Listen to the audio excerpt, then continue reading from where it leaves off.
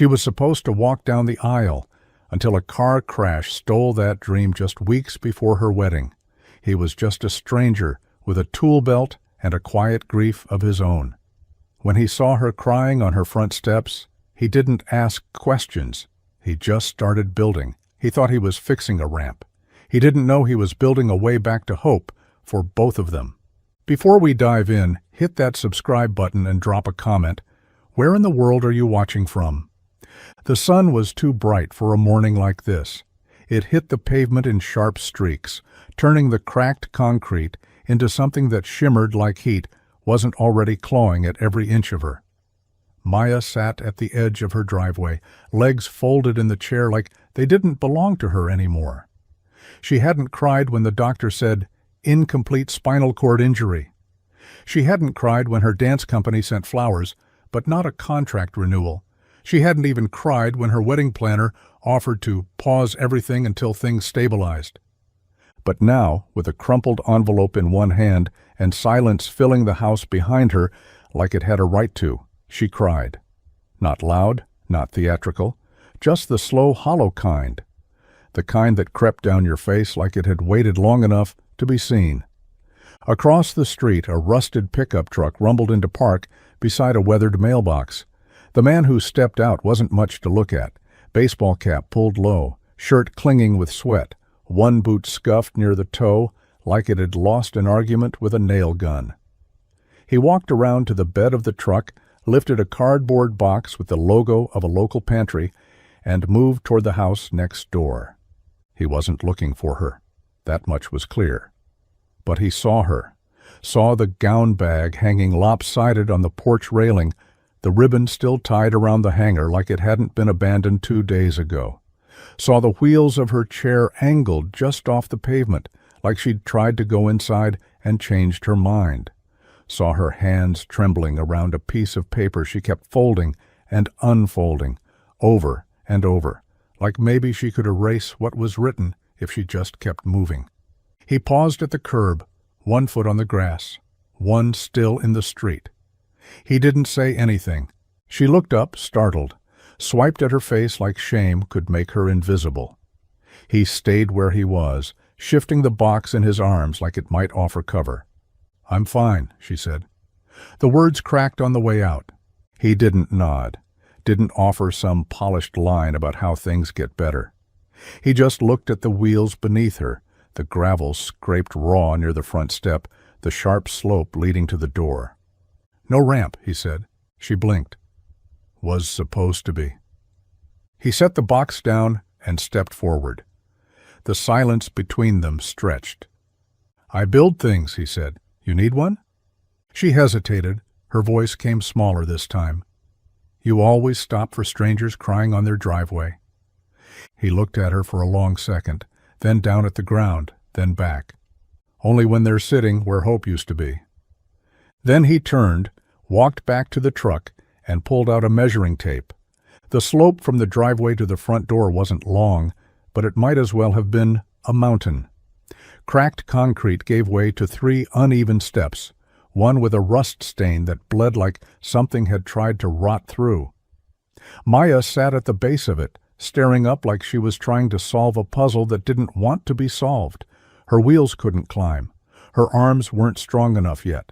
And her pride had already taken too many hits to ask for help again. Ben stood a few feet back, holding the tape measure like it was a peace offering he wasn't sure she'd take. He'd just finished getting the dimensions. He hadn't asked. He just started measuring the slope and the width between the doorframe, like it was obvious, like it was the kind of thing a person should just do when someone's stuck outside their own life. "You really don't have a ramp," he said, voice low but certain. She didn't look at him. "It was supposed to be done last week?" He waited. She didn't explain. "Fiancé?" he asked, careful. She finally looked up, jaw clenched. "He was working on it. Said he'd finish after the bachelor weekend." She paused, swallowed hard. "He hasn't been back since Monday." Ben said nothing. Let the silence fill in what she didn't want to say out loud. She was stranded, alone, left behind, not just by her body, but by someone who'd made her promises under soft lights and expensive champagne. He crouched down by the lowest step, ran a thumb along a splintering edge of wood where someone had half installed a railing and never finished. He stood slowly, dusting his hands off on his jeans. "I can build it," he said simply. "Won't take long. Materials will run cheap. I've got most of what I need in the truck." Maya blinked at him like she wasn't sure he was real. "I don't have money for that." "I didn't ask for money." Her mouth pulled tight. "Look, I don't need pity. I don't need some guy trying to fix my life because he thinks a ramp makes up for a wheelchair." Ben's gaze stayed even, steady. "This isn't about pity," he said. "It's about the fact that it's supposed to rain tomorrow, and you shouldn't have to pray your arms hold long enough to drag yourself up 3 steps. She looked away, but her breath caught in her chest like she'd forgotten how to inhale without breaking. "I'm fine," she muttered. "Then let me help anyway." He didn't move, didn't pressure, just waited. Something in her shoulders gave in, not collapsed, not shattered, just softened. She exhaled slowly and nodded once. "All right," she said, "but I'm holding the damn nails." The lumber arrived in the back of Ben's truck, sun-bleached boards, a bucket of rusted nails, and a heavy, silent kind of purpose. He didn't knock on her door, didn't ask if she still wanted the help. He just started unloading, boots crunching on gravel, arms full of wood that thudded gently as he laid each piece down beside the front steps. Maya watched from the porch, wrapped in an old cardigan that didn't fit right anymore. Her hands rested in her lap, fingers still swollen from where the chair handles had rubbed them raw 2 days back. She didn't say much, just nodded when he looked up, then looked away when he didn't smile. They worked in silence, not the awkward kind, but the kind that holds room for too much. Ben's hammer fell in rhythm. Measure, mark, strike. He didn't hum, didn't curse, didn't fill the air with the kind of noise most men do when they're trying to make themselves bigger than the job. He just worked, steady and quiet, like the act of building something useful was the only language he still trusted. Maya flinched once when a board cracked wrong. The sound ricocheted against the porch rail, sharp and final. She didn't ask if it was fixable. He didn't explain. He just grabbed another. In the truck, a small figure shifted, bare feet drawn up on the passenger seat, a paperback held like a shield just beneath her eyes. Ellie. She watched Maya with the cautious curiosity only a child could carry, half wonder, half worry. Every few minutes she flipped the page, even when it was clear she wasn't reading. The book was just something to hide behind. At one point Maya turned and caught her, just a glance. Ellie ducked lower. Ben followed her gaze but didn't say anything. He didn't introduce his daughter, didn't offer a reason why she was here on a hot weekday afternoon with no school in sight and a library book 3 levels above her age. He just kept sawing. "I thought kids hated quiet," Maya said softly. Ben paused, looked at her. "She's used to it," he said. "Been a lot of quiet lately." Maya nodded, the kind of nod that said she understood more than she wanted to admit. The sun dropped low behind the house. The ramp started to take shape, angle set, frame steady. It wasn't pretty yet, but it was coming together, like maybe the silence between them wasn't just emptiness. Maybe it was permission. The note was folded too neatly. No envelope. Just her name, Maya, scrawled across the front in handwriting she'd once traced along the curve of his spine at midnight. She found it in the mailbox, tucked between a furniture catalog and a coupon for something she didn't need anymore. The morning was hot already. Sweat clung to her back beneath the tank top she hadn't had the heart to change out of in 2 days. Her fingers hesitated, hovered over the paper like it might bite. She unfolded it slowly. 6 lines. That's all. "I'm sorry, I can't do this. I thought I could. I love you, but not enough to do it like this. I need space. I hope one day you understand. J." Her name wasn't even in the goodbye. She stared at the words until they blurred, until the paper curled in her hands and the morning sun burned too hot on her skin. Her throat closed. Not with tears, not right away, just a pressure, deep, sharp, like her ribs had forgotten how to expand. The wheels of her chair bumped against the front step as she turned hard. She didn't call for help, didn't care that the ramp frame was still half done, raw boards and stubborn nails waiting for their purpose. She dropped the note in her lap and shoved the wheels forward, fast and clumsy. The porch rail caught her elbow. She hissed, but didn't stop. She made it to the edge of the driveway before the sob broke loose. Not delicate, not cinematic, just raw, loud, ugly. The kind of sound that echoed against concrete and clung to the morning like humidity. Ben had been around the side of the house, hammering something into place with slow precision. He heard it, dropped the hammer without thinking. When he came around the corner, he didn't ask what was wrong. He saw the note, saw her shaking hands, saw the way her whole body, hunched like grief, had settled into her spine. He didn't say he was sorry, didn't offer cliches or try to explain what no one could explain. Instead, he walked to the pile of tools, picked up a screwdriver, and held it out to her. She looked at him, eyes red and glassy. He didn't flinch. "You can still build something," he said. Then he placed the tool gently on her lap and walked back to the frame, slow, steady, waiting for her to follow. The screw slipped twice before it caught. Maya's hand shook harder than she wanted it to, wrist trembling like it didn't belong to her anymore. The drill felt heavier than she remembered, like grief added weight to everything, even plastic and steel. Ben stood a few feet away, crouched low, leveling the next board. He didn't say a word, didn't correct her grip, didn't reach out when the screw spun sideways and scraped the wood. Just waited, quiet and still, like the only thing he needed to hold up right now was space. She repositioned, took a breath that caught halfway down her throat, pressed harder this time. The screw bit into the board with a slow, aching whine. Click, click, drive. It went in crooked, her face flushed. Not from the heat, not just. She sat back, wiping her forehead with the back of her arm, swallowing the frustration that threatened to rise up like a wave. This wasn't what she wanted to be doing.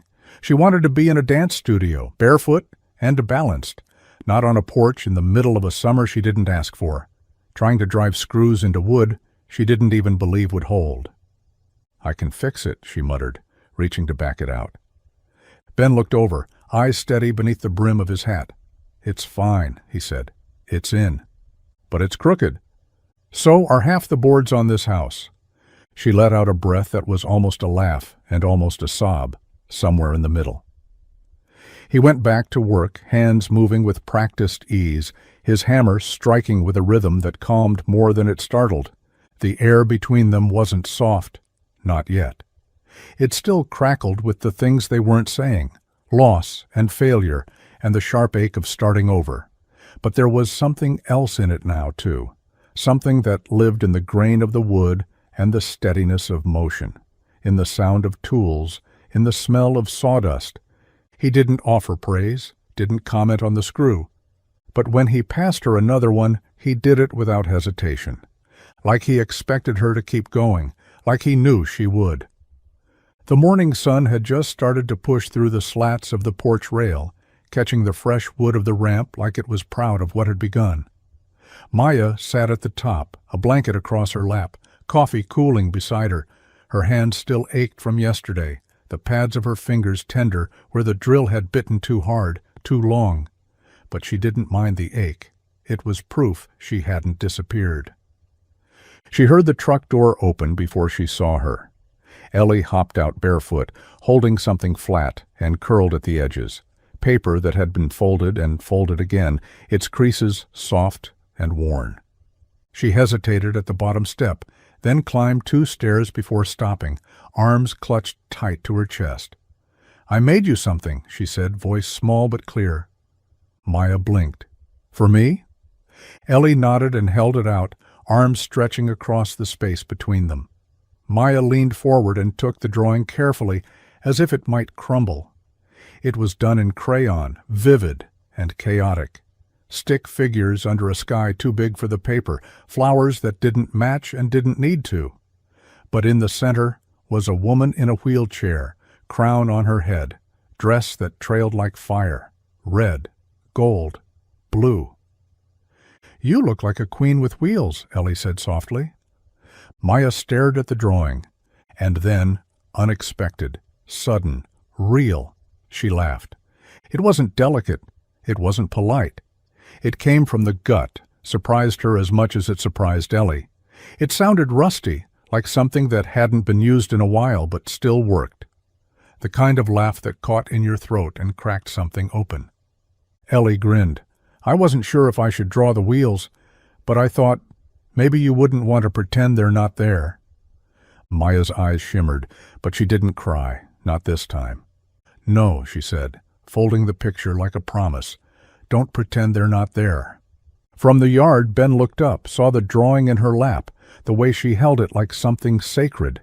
He didn't ask what it was. He just kept hammering, quieter now. Like the sound of her laugh had built something he couldn't. The ramp was nearly done. Just a few boards left, a final railing to set in place. The sun hung low, stretched long across the lawn, casting shadows that made everything feel softer, more fragile. Ben sat on the porch step, sawdust clinging to his jeans, arms resting on his knees. His shirt was soaked through at the back, dirt streaked across the collar. Maya was beside him, wheels locked, the drawing Ellie had made still tucked into the crook of her arm like armor. They weren't speaking, not because there was nothing to say, because there was too much. Ben broke the silence first. "You ever lose something that was part of the plan? Like, so deeply woven into it that when it's gone, you forget how to move?" She looked at him, wary, then nodded once, slow. "My wife," he said, voice steady, like it wasn't the first time he'd said her name in past tense. "Maggie, 4 years ago, breast cancer, fast, angry." Maya didn't speak. "I kept working, had to. Ellie was 6, too young to know the details, old enough to notice what was missing." He paused, chewing on the inside of his cheek. "The thing they don't tell you about grief is how it doesn't just punch you once. It drips, slow, leaks into everything." She studied the lines of his face, the way his eyes stayed fixed on the horizon. "Some things break," he said. "Some things you learn to carry." Maya turned away. Her hands found the rims of her wheels, fingers tightening. "I used to dance," she said quietly. "Started at 5. Professionally by 18. Contemporary, modern, ballet, when I was feeling masochistic." Ben's eyes flicked to her but didn't interrupt. "It was my body, my language. I knew every muscle like a map." Her voice cracked. "And now it's like someone changed all the street names and ripped up the pavement." She didn't cry, not this time, but her breath stuttered. Ben reached beside him, picked up a piece of sandpaper, turned it in his hands. "Doesn't mean the map's gone, just means you get to redraw it." She didn't answer, but her hand eased, just a little, enough for the wheels to shift forward, 1 inch, then 2. And beside her, Ben started sanding again, quiet, patient, letting the night take its time. The rain came without warning, thick, fast, the kind that didn't ask permission. 1 minute the sky was just gray, the next it opened like it had been waiting all day to let go. By the time Maya realized how fast it was falling, it was too late. She was halfway down the ramp when the front left wheel caught something. Maybe a stone, maybe the same crack she'd rolled over a dozen times. But this time, it didn't move with her. It locked, and the tire slumped in a way that made her stomach drop. Flat. The chair tilted just enough to throw off her balance. She cursed, low and hard, gripping the armrests. The rain soaked through her clothes, plastered her hair to her face. She tried to shift backward, but the wheel dragged uselessly. Her palms slipped. A muscle in her shoulder pulled sharp and angry. She was stuck. No phone, no neighbors close enough to call out to. Her fiancé, ex she guessed now, wouldn't be driving up the road any time soon. The irony tasted bitter. She closed her eyes and leaned back, letting the rain come. It felt personal, not cruel, just relentless, like the world was trying to test how much she had left. She didn't hear the truck until it was nearly at the curb. Headlights cut through the sheets of rain, then the slam of a door, boots on wet gravel. "Maya?" Ben's voice, closer now, urgent. She looked up as he reached her, Ellie following close behind, hood up, eyes wide. "Jesus," he muttered, already crouching, hands checking the wheel. Flat. "I noticed," she said, teeth chattering. He didn't laugh, didn't scold. Just slid his arms under hers like he'd done it before, like it wasn't something to think twice about. "I'm fine," she started. "You're soaked." He lifted her. She hated how good it felt, how safe. Her arms went around his neck out of instinct, close, too close. His chest was warm against her, even drenched. They didn't speak. Ellie held the door open without being asked. Maya caught the girl's eyes, soft, unsure, watching. Once inside, Ben set her down gently on the couch, grabbed a towel from the back of a chair. Still, no one said how close it had been. No one said what it meant that he'd come back. But as he knelt to unlace her shoes, hand steady, her breath caught anyway. Because something had shifted, and they both knew it. The final nail went in with a low, solid thunk. Not dramatic, just enough to echo faintly in the quiet morning air.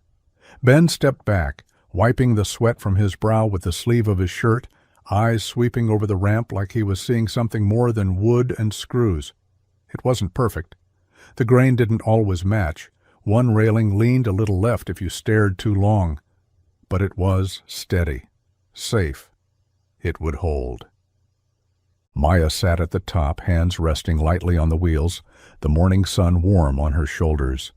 The scent of sawdust still clung to the air, mingling with the honeysuckle climbing along the porch rail. For a second, she didn't move, just stared down the gentle slope, the curve Ben had added at the bottom like he knew turning too sharp might feel like falling. "You gonna christen it or what?" he said, voice low, teasing but careful. She smiled almost, then pushed forward. The wheels rolled easy, smooth. The ramp didn't creak. The railing held when she brushed her palm along the edge. Halfway down, she felt her breath catch, not from fear, from something else. Ellie stood at the bottom, bouncing on her heels like the end of a movie was about to play. As Maya rolled to the grass, the little girl clapped her hands together, quick and joyful. "You did it!" she said, grinning wide. "You went so fast." Maya laughed, not the broken kind, not the brittle kind, just soft, light, real. Then something shifted in her chest, unexpected and sudden. Her throat tightened. The edges of her smile wavered. She looked back up the ramp, toward the porch, toward the house, her house. And something hit her. Not what was gone, not what had been taken, but what remained. The porch swing, still rusted but waiting. The hummingbird feeder she'd forgotten to refill. The woman she saw in Ellie's eyes. Brave, whole, still worth clapping for. She started crying. Not loud, not messy, just tears that came slow and steady, sliding down her cheeks without apology. Ben didn't say a word, didn't move. But from the porch, his eyes never left her, not once. The house still smelled faintly like cedar and lavender oil, traces of a life Maya had tried to hold together before everything cracked. The chipped mug collection lined the windowsill above the sink, mismatched and stained, each one a leftover from something. Dance recitals, street fairs, a cafe she once visited in Portland. She'd never meant to keep them, but they stayed. Survivors, like her. Dinner wasn't fancy. Just chicken soup, simmered in a pot too big for one person, and stirred more times than necessary. She hadn't cooked in weeks, not properly. Not since the accident. But her hands remembered how to peel, how to season, how to taste and adjust without needing to measure. Ben and Ellie stood awkwardly in the doorway when she invited them in, boots tracking dust onto the tile. He hesitated like he didn't know if the house would accept him. Ellie slipped past with the boldness only kids and the kind-hearted carry. "You sure?" he asked, his voice low, uncertain. Maya nodded, ladling soup into bowls already set at the table. "It's hot, And I made too much. Besides, you built the ramp. Least I can do is feed you." He sat slowly, shoulders stiff. Ellie climbed into the chair beside him, feet swinging, eyes wide as she inhaled the scent. "It smells like real food," she whispered. Maya grinned, placed the last bowl down, and handed Ellie a spoon. "That's because it is." They ate mostly in silence, the clink of spoons against ceramic the only sound for a while. The soup was rich, warm, simple.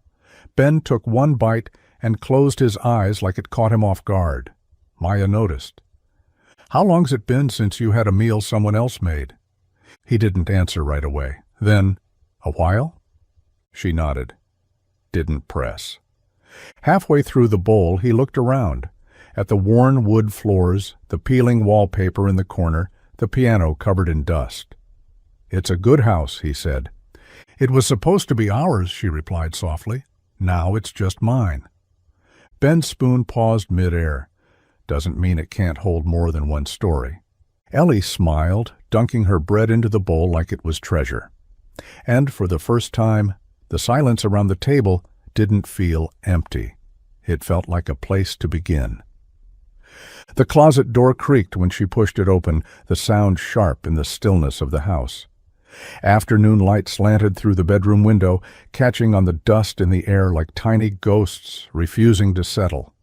Maya's wheels clicked softly against the hardwood as she rolled forward, her breath tight, shallow. She hadn't been in this room in days, not really, not past the surface. The dress was still there, hung at the far end, wrapped in a plastic sheath that had dulled with time and silence. It swayed slightly from the ceiling vent's weak gust, as if it remembered how to move even if she didn't. She stared at it, the lace along the sleeves, the soft shimmer of the skirt.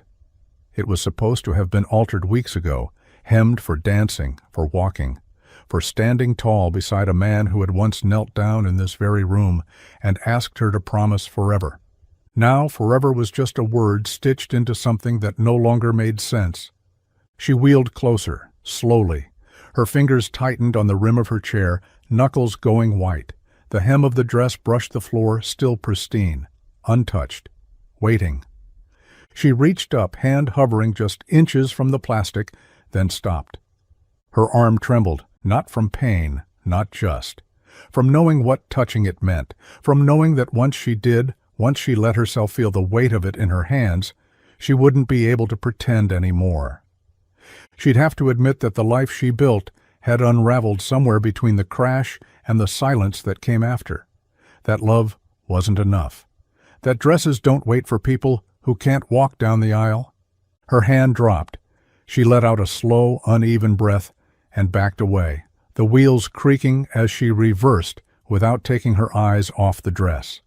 It stayed where it was, still perfect, still cruel. She left the closet open when she rolled out. The dress swayed again in the quiet, but this time it felt like a goodbye. The invitation came over coffee, between mouthfuls of oatmeal and quiet laughter, echoing from the porch. Ellie was the one who asked first. "There's a picnic," she said, her voice light and hopeful, "at the park after church. There's pie and games, and sometimes people bring puppies." Maya raised an eyebrow. "That a bribe?" Ellie grinned. "Maybe." Ben leaned against the porch rail, coffee mug in one hand, watching Maya carefully. "You don't have to, just thought it might be good." She didn't answer, just gave a tight smile and wheeled herself back inside, closing the screen door softly behind her. It wasn't that she didn't want to go, it was that she wasn't sure how to be seen like this, on wheels, alone, unbrushed by a man's hand on her back or fingers laced in hers. She could handle being broken in private, but in public, that was a different kind of naked. By noon, the house was still, quiet, no sound but the ticking of the wall clock and the whisper of the breeze through the open kitchen window. Maya sat at the table, staring at the half-finished cup of tea she didn't remember pouring. Then she looked down, at her hands, the faint dirt still under her nails from helping Ben sand the railing, the callus starting to form on her palm, the small, undeniable signs of someone showing up for her life again. She changed, not into anything fancy, just jeans and a blouse with soft sleeves and a pair of earrings that made her feel a little like the woman she used to be. By the time she got to the park, the sun had settled into late afternoon warmth. She rolled across the grass slowly, tires catching on the dips in the earth, breath caught somewhere between hope and panic. Children shrieked near the playground. Folding tables sagged under the weight of casseroles and lemonades and store-bought cupcakes. Someone played guitar near the trees. And there, near the picnic benches, Ben looked up and saw her.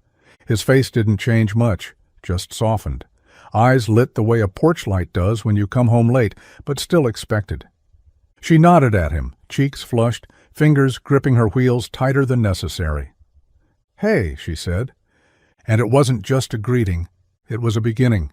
It started like all small-town rumors do, with glances, not stares, not yet. Just those quick, flicked looks over coffee cups and between grocery aisles. The kind where you're not sure if someone's watching until they turn away too fast. At the hardware store, a cashier smiled too wide and asked how Maya was adjusting. At the gas station, an older woman in a floral blouse paused at the pump to say, "Nice to see you out and about again, dear. Really is." The words came coated in sugar, but the tone beneath them cracked. Then came the whispers, not always behind her back, sometimes just loud enough to ride the wind. "She was supposed to marry that finance guy, right? The one with the Audi? Now she's building ramps with Ben Miller like it's a home improvement show." The bride and the widower, if that's not something out of a Nicholas Sparks novel, I don't know what is. Maya heard it at the farmer's market, two women near the honey stand, pretending to admire jars they weren't buying. "She's just, repurposing the wedding for someone new," one said, barely hiding her smirk. The other replied, "Or maybe Ben just likes his women broken. First Maggie, now this." Maya froze mid-roll, her spine locked up, breath caught hard in her throat. The words sank like stones, heavy, mean, familiar. She didn't wait for more, didn't give them the satisfaction of knowing they'd landed a hit. She turned her chair hard to the left and rolled away, fast, gravel grinding under the wheels. She didn't look for Ben, didn't scan the crowd for Ellie. She didn't want comfort, not right then, not when the world still measured people by their scars. Behind her, Ben saw it happen, saw the way her body shifted, saw the sudden distance. He didn't chase, not yet, because some moments don't need saving. Some moments just need someone to wait at the edge until you're ready to come back. The ladder groaned under Ben's weight as he climbed, hammer wedged into the back pocket of his jeans, a single shingle clutched in his hand like a small, quiet mission. The roof had been losing pieces slowly, just one or two at a time, but storms didn't care how fast you patched things. They came anyway. From the deck below, Maya watched, arms folded, the breeze tugging at the corners of her shirt. She didn't say much, just listened to the sharp, rhythmic tap of nails driving wood into place, the kind of sound that felt like it belonged, like it was fixing more than it claimed. When he finally climbed back down, shirt damp with sweat and sawdust clinging to his sleeves, she rolled forward. "That was dangerous," she said, not smiling, but not scolding either. Ben shrugged. "Roof was already broken. I figured if one of us was going to fall through it, better me than you." She rolled her eyes, but it softened something in her chest. "You always throw yourself at problems like that?" "Only the ones that don't ask for help." They stood in silence for a moment, the kind that didn't need filling. The light was starting to change, less harsh now, more forgiving. The sky streaked faintly with orange, as if the world was apologizing for what it had put them through. Ben leaned against the railing beside her. "You ever been up there?" She nodded. "Used to lie on the shingles and count satellites, when I could still balance with just my toes and not fall." He was quiet for a breath. Then, "You didn't lose everything." Her gaze dropped. "Feels like it." "You lost what couldn't hold you," he said. "That's not the same." Maya didn't reply, but she looked out at the street, then back at him, and something passed between them that wasn't romantic or easy. It was older than that, wiser. Two people standing in the rubble of what they'd been, daring to imagine something steadier. "You're good at fixing things," she said softly. "Some things," he answered. "The rest, I just try to hold steady long enough not to lose them." She nodded once, slow. That night when he left, she stayed out on the deck, watching the sky, counting whatever was still there. The church stood at the edge of town like it always had, whitewashed walls, crooked steeple, front steps worn smooth by years of weddings, funerals, and small-town Sundays. Maya sat at the edge of the parking lot, engine off, hands clenched around the wheel of her chair. Her palms were sweating, though the air was crisp and still. The building hadn't changed, but she had. She rolled forward slowly, wheels clicking over uneven gravel, every inch toward the door feeling like a mile. The wooden ramp that led to the entrance was new, cleaner than the steps, less worn. She hated that it felt like an invitation she didn't ask for. When she reached the door, she froze. Inside that building, she'd stood just weeks ago for the rehearsal, veil pinned, bouquet borrowed from the florist's sample shelf. She'd laughed in the pews, kissed her fiancé under the arch where they were supposed to say forever. Now the door was closed, and she couldn't open it. She reached for the handle and stopped short, arm shaking. Her breath caught, trapped somewhere behind her ribs, and for a moment she was certain, if she touched it, something would crack. Something inside her would give way, and there wouldn't be anything left to hold it back. So she didn't. She let her hand fall. She turned the chair in a shaky half-circle, rolled back to the gravel, and parked beneath the large oak at the edge of the lot. The silence there was too loud, too much. And then it broke. Her shoulders hunched forward, fists clenched in her lap. The first sob came hard, sharp, ripped from her like it had been hiding in the deepest part of her chest. Then another, and another. Not the quiet kind, not the tears she'd learned to swallow since the accident. This was the kind that gutted. Ben's truck pulled in slow, tires crunching the gravel. He'd been heading to the hardware store, saw her car. Pulled in without thinking. When he spotted her, he didn't call out. He just walked over, crouched low beside her, not touching, not speaking. She looked at him, eyes red, breath ragged. "I couldn't go in." Ben nodded, voice steady but quiet. "Then don't." "I thought I was ready." "No one ever is." She dropped her gaze, tears still coming. It was supposed to be our beginning. He looked at the church, then back at her. Maybe it still can be, just not in the way you thought. She didn't answer, but she didn't turn away either, and that was enough. Maya hadn't meant to leave the closet open.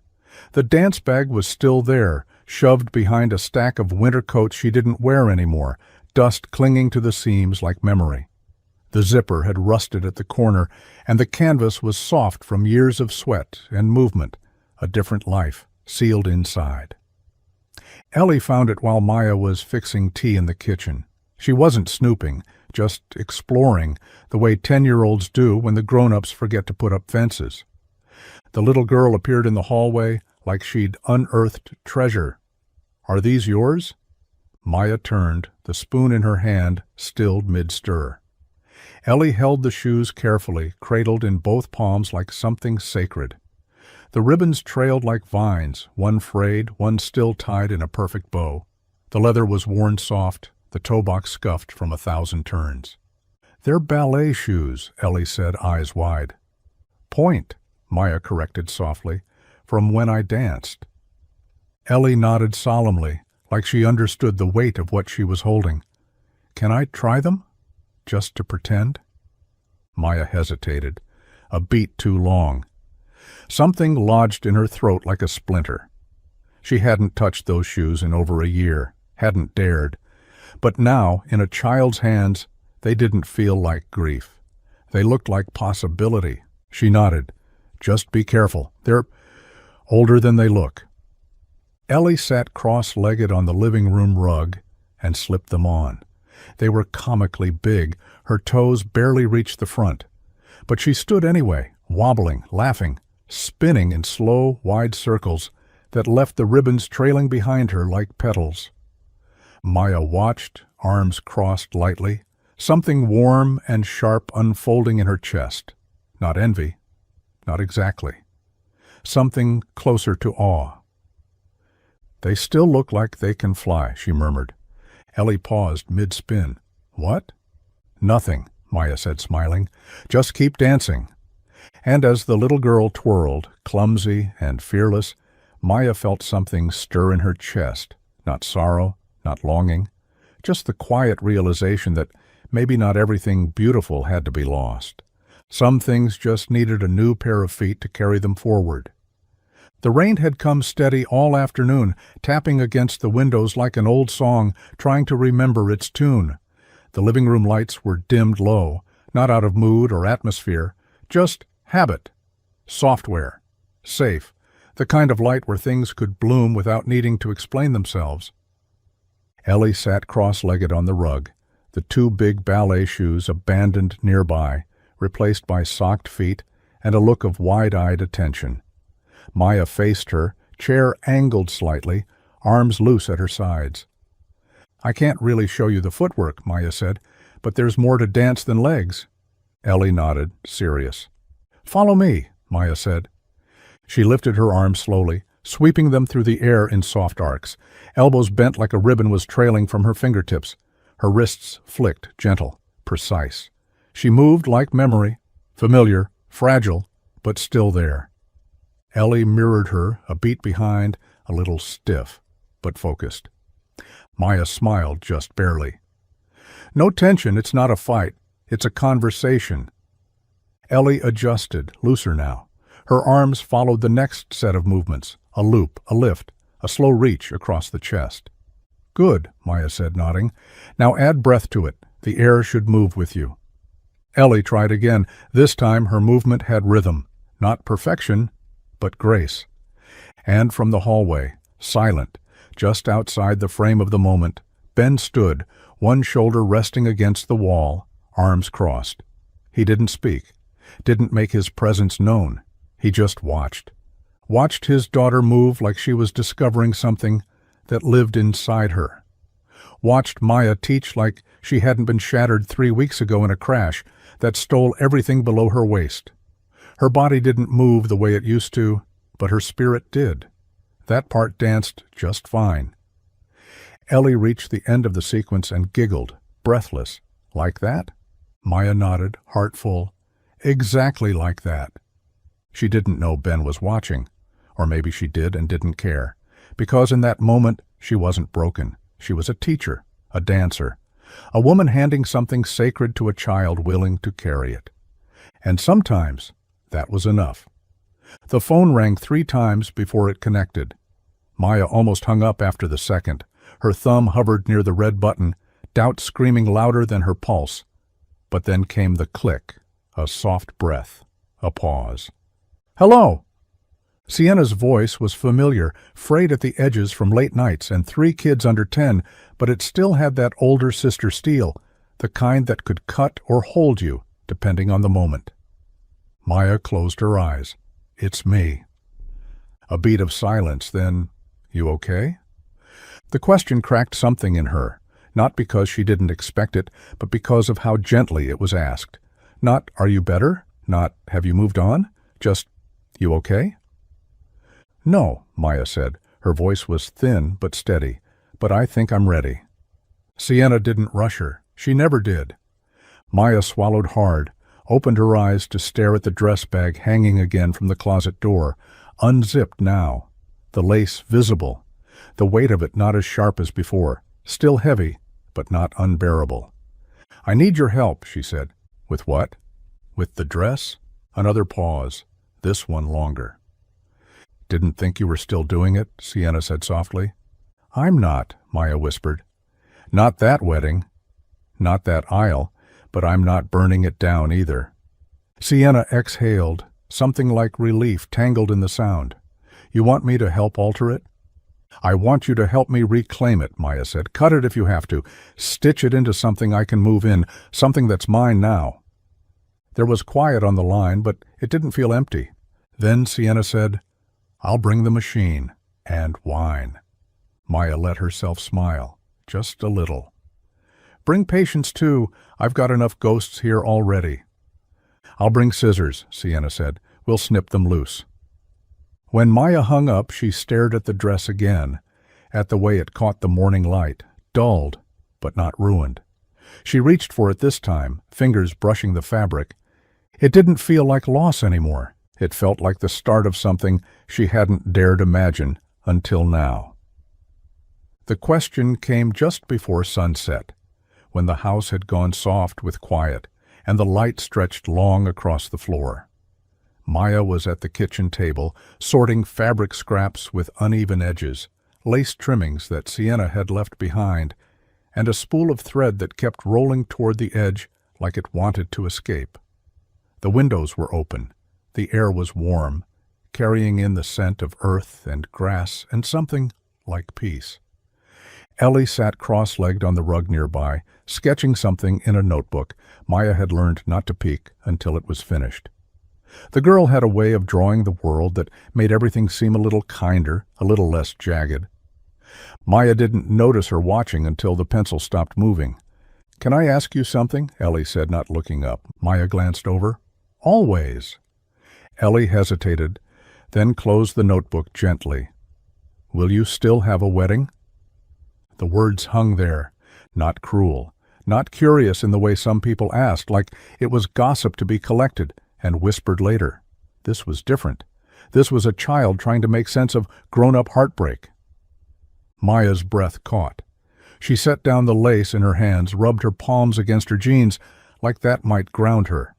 She thought of the church, of the pews she couldn't face, of the dress now folded and pinned and cut into something she could actually wear, of Ben on the porch with his quiet steadiness, never asking for more than she could give. "Maybe not the one I planned," Maya said finally. "But yes." Ellie blinked. "Really?" Maya smiled. "Really? Even if it's not in a church?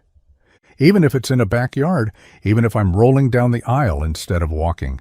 Even if there's no white horse or cake with too many tears?" Ellie nodded slowly, then grinned. "Can I be your flower girl?"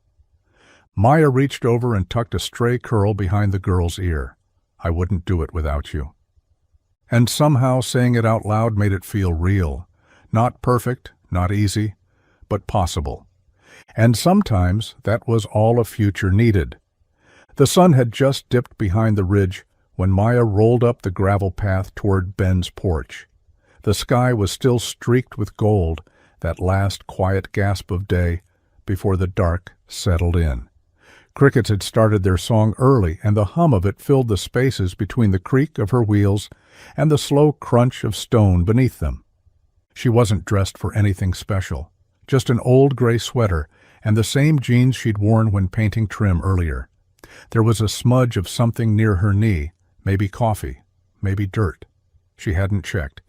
What mattered was the envelope in her lap, cream-colored, thick, still warm from the tight grip she'd had on it the entire way over. Ben was on the porch, as usual. He sat with one boot up on the railing, a beer bottle resting against his thigh, his gaze somewhere in the distance, on the fields maybe, or the outline of the barn. He hadn't noticed her yet. That was fine. She needed the seconds. When she reached the first step, he turned. His eyes found hers instantly, not surprised, not expectant, just present. "Evening," he said, voice low. She swallowed, nodded once, then extended the envelope across the slats of the railing. "You're invited." He didn't move at first, just looked at her, then at the envelope like it might disappear if he blinked too hard. "What is it?" he asked, but his voice had changed, softer now, edged with something he hadn't let surface before. Maya tilted her head, smiled a little. "A wedding." Ben raised an eyebrow, took the envelope carefully, like it might be fragile. "Yours?" "Mine," she said, different this time, smaller, messier, real. He ran his thumb along the edge of the flap, not opening it. Not yet. She looked down at her hands, then back up. I wasn't sure I wanted to do it at all. Not after everything, but someone reminded me that just because something broke doesn't mean it's over. Ben leaned back slowly, gaze steady. You marrying someone I know? She smiled. It didn't shake this time. Not yet, she said, but I'm inviting him anyway. And with that, she turned, left him there on the porch, the envelope still unopened in his hands, and the night stretching out with more promise than it had in a long, long time. The porch was quiet long after she left, the kind of quiet that pressed in around the ribs and sat heavy behind the eyes.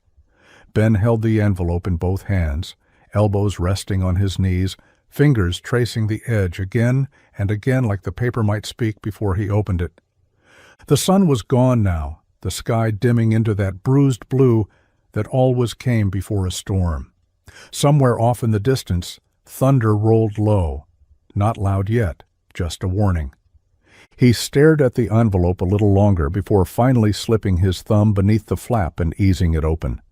The paper inside was thick, folded clean down the center. No printed card, no gold lettering, just her handwriting, sharp, slanted, unflinching. Ben, if I'm honest, I didn't think I'd ever send this.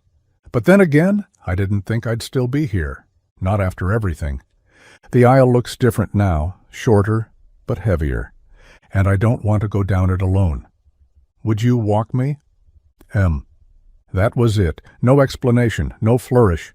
Just the truth, laid bare in ink. Ben stared at the words until they blurred. Not because of tears, not exactly, but because something in him had started moving, slow and deep, like earth softening after a hard freeze. He folded the note and set it on the step beside him. The thunder rumbled again, closer this time. Still quiet, still polite, but insistent. He looked out over the field where the wind had started bending the grass.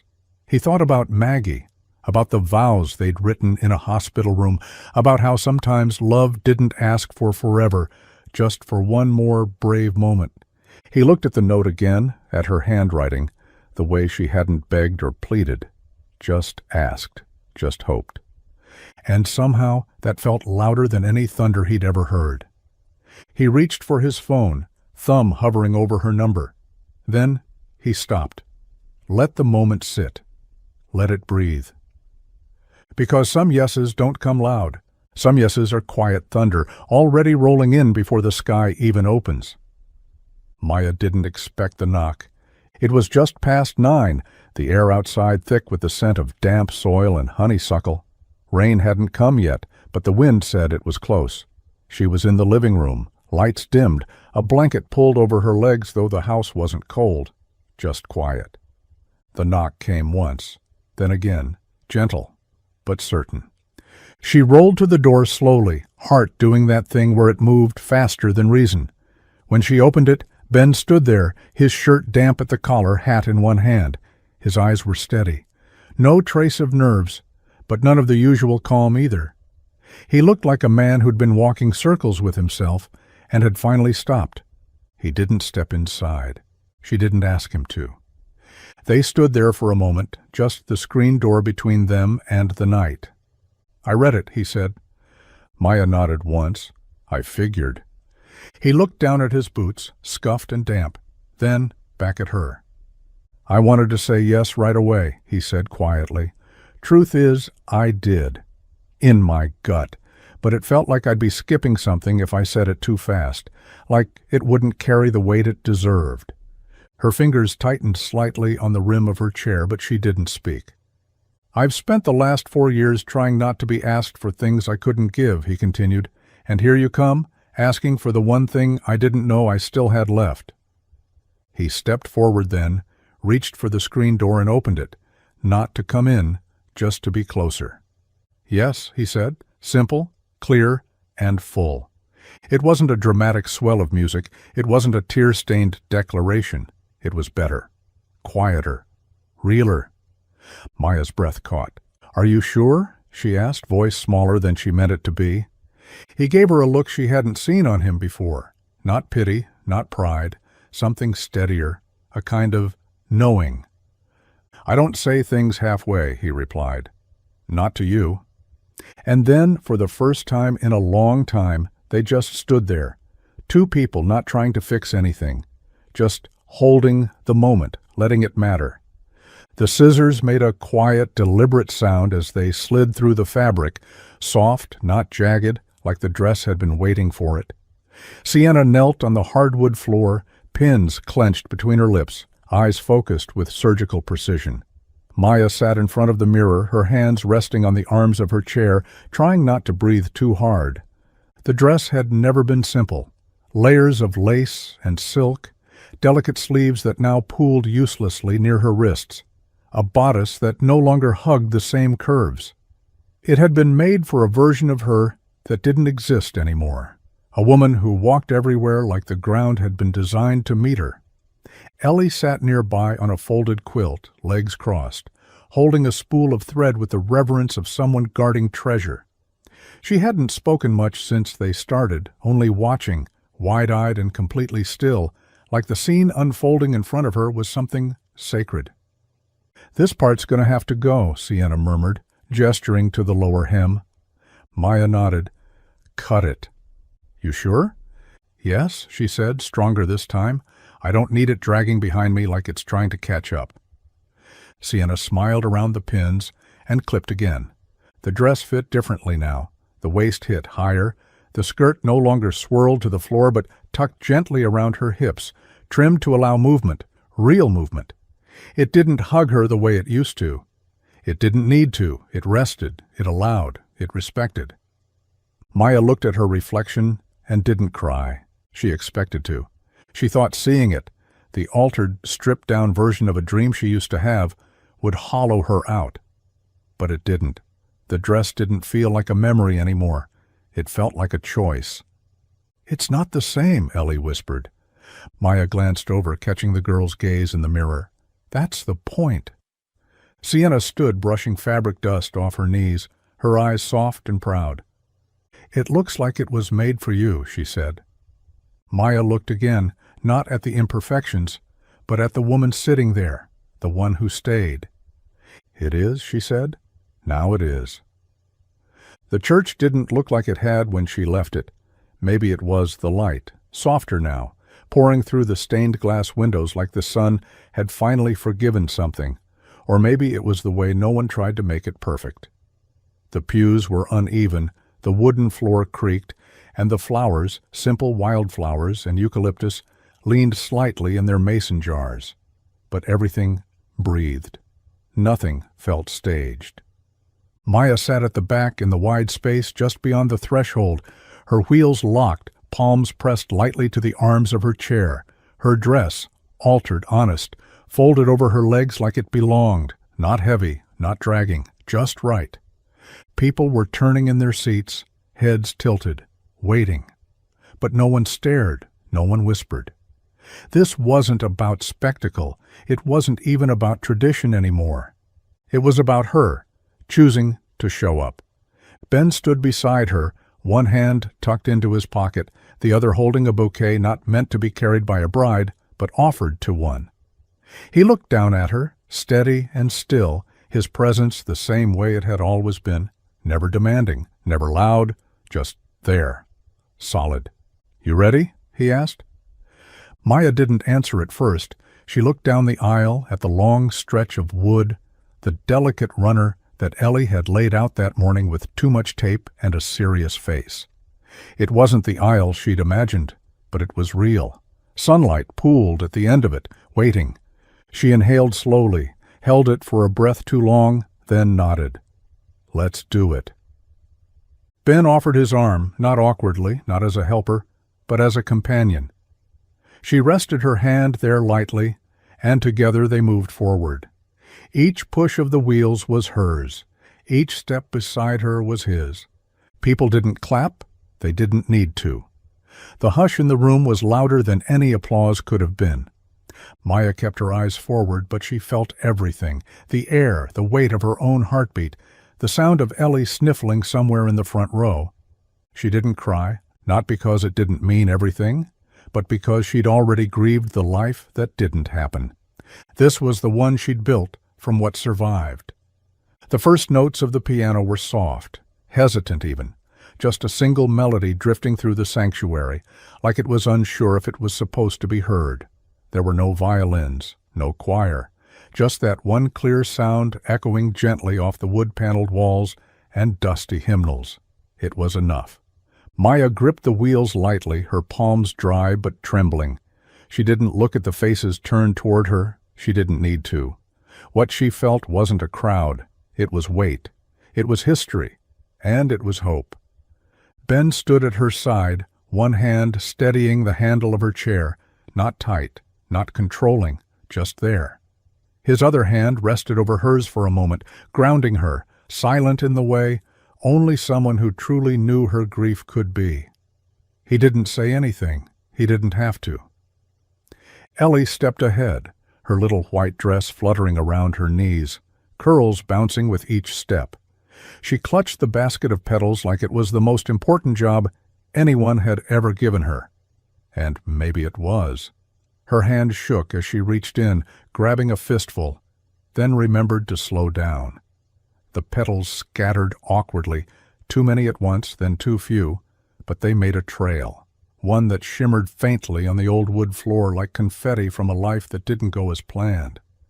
The wheels rolled forward. Ben moved with her, slowly, deliberate. His pace matched hers, not rushed, not dragging, just together. Each creak of the chair echoed like a heartbeat.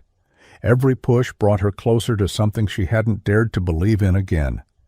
She caught sight of the altar ahead, not grand, just a table draped in linen, a single vase of wildflowers beside two joined candles. It wasn't the image she used to picture when she dreamed of forever, but it was the one that had made its way through the storm. She felt her throat tighten, but she didn't stop. Not for the music, not for the petals, not even for the weight in her chest that felt suspiciously like joy. Ben leaned slightly toward her, just enough that she could hear him. "Almost there," he said. And she believed him. The silence was complete, the kind that settled into people's bones, the kind that didn't ask for attention. It already had it. Maya sat just in front of the altar, the sunlight catching the edge of her shoulder where the lace of her dress had slipped ever so slightly. Her fingers rested gently in her lap, the bouquet already set aside, forgotten. What she was holding now couldn't be carried in flowers. No one else spoke, not the officiant, not Ben, who stood just behind her, hands clasped in front of him, like he knew this part belonged only to her. Maya took a slow breath, felt it fill her, anchor her. Then she looked up, not just at the person standing across from her, but at everyone. The church wasn't full, but it was enough. Neighbors, friends, the people who had watched her fall apart and not looked away. Her voice shook at first, but she didn't stop. When I woke up in that hospital bed, the first thing I felt was the weight of everything I'd lost, my legs, my career, the man who swore he'd never leave. She paused. The words hung like dust in the light, suspended in truth. I thought that was the end of me. I thought I'd been stripped of everything that mattered, that there was no version of my life worth coming back for. Ellie blinked hard in the front row, clutching a crumpled petal in her small fist. Sienna sat beside her, one hand over her heart. Maya's gaze swept the room once more, then landed on Ben. He didn't move, just met her eyes like he always had, with steadiness, not rescue. "I thought I lost everything," she said, quieter now, "but I only lost what couldn't stay." Her breath hitched, but she steadied it. What remained, what grew in the cracks, that's mine. That's what I choose today. Not perfection, not fantasy, but the life that found me when I wasn't looking. The people who stayed, the strength I never thought I'd need. She let the moment sit, let it settle. Then, softly, she added, "That's my vow." And it was. The reception wasn't fancy, just string lights and folding chairs in the church courtyard, tables draped in linen that didn't quite match, wildflowers in mason jars, and paper lanterns that swayed in the early evening breeze. The air smelled like lemon cake and damp grass, like something sweet and grounded. People milled about, talking softly, passing plates. But the music hadn't started yet. Maya sat off to the side, beneath one of the old oak trees, watching it all unfold. The laughter, the way the sunlight poured over the gravel like a blessing. She hadn't expected this part to be the hardest, not the vows, not the aisle, but now here, where music meant movement and movement once meant her body belonged on a dance floor, the ache returned, not loud, not bitter, just there. She looked at her hands folded in her lap, then at the quiet space where couples were gathering, hesitating, waiting for a cue that hadn't come. Then Ellie appeared. No fanfare, no announcement, just a little girl in a flower-crowned braid and grass-stained shoes, walking up and reaching out with the kind of confidence only children seem to have. "Want to dance?" she asked, like it was the most obvious thing in the world. Maya laughed, but it caught halfway. "You don't mind dancing with wheels?" Ellie's grin was pure mischief. "Wheels make it cooler." So Maya rolled forward, slow, careful, the chair gliding across the brick path as the first song began, soft guitar and a voice full of rasp and truth. Ellie twirled beside her, arms wide, spinning in imperfect circles. She bumped into Maya once, giggled, and kept going. There was no rhythm to it, not really, just joy, just presence. Then Ben stepped forward. He didn't ask. He just joined them. One hand resting lightly on the back of her chair, the other slipping into hers. And they swayed. Together, back and forth, like wind through tall grass. Nothing rehearsed, nothing choreographed. The town watched from their tables, some with tears, others with quiet smiles. No one said a word. Because sometimes the most powerful moments don't shout. They hum, quiet, software new. And there, beneath the lights and the weight of everything they'd survived, Maya danced again. The house was quiet when they got back, the kind of quiet that holds its breath after something big. The windows glowed faintly in the dark, their warm light spilling out over the porch like a promise. The dress still clung to her hips, now wrinkled and spotted with cake frosting Ellie had smeared on her during the last song. Her hair was coming loose, but she didn't mind. She didn't want to take any of it off yet. Not the lace, not the scent of wildflowers, not the feeling that something in her life had finally come back to stay. As she rolled up the ramp, her hands brushing the rails that had once felt like surrender and now felt like triumph, she saw him, Ben, already sitting in the porch chair like he'd been waiting for her before she even left the reception. His jacket was slung over the armrest, sleeves rolled to his elbows. A chipped mug steamed in his hand. He looked over when he heard her wheels. No smile, no words, just that steady gaze, the one she had come to understand didn't mean silence. It meant presence.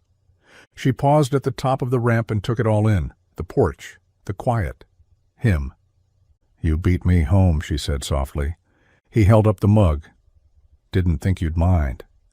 She shook her head and rolled forward until she was beside him. The boards creaked under her chair. He poured the rest of his coffee into the second cup sitting beside him and passed it to her. It was still hot, still strong. They sat there for a while like that, saying nothing, sipping quietly, letting the night settle around them like dust after a storm. Then, finally, she turned to him, voice barely above a whisper. "You built more than a ramp, you know." He looked at her, eyes darker now in the low porch light, but still steady, still kind. "Yeah," he said after a long moment, "I know." And neither of them said what it really meant, that he'd built a way back, that she'd let him, that some things don't get rebuilt all at once. Sometimes they begin on a porch, in the quiet, under a light that someone left on just in case.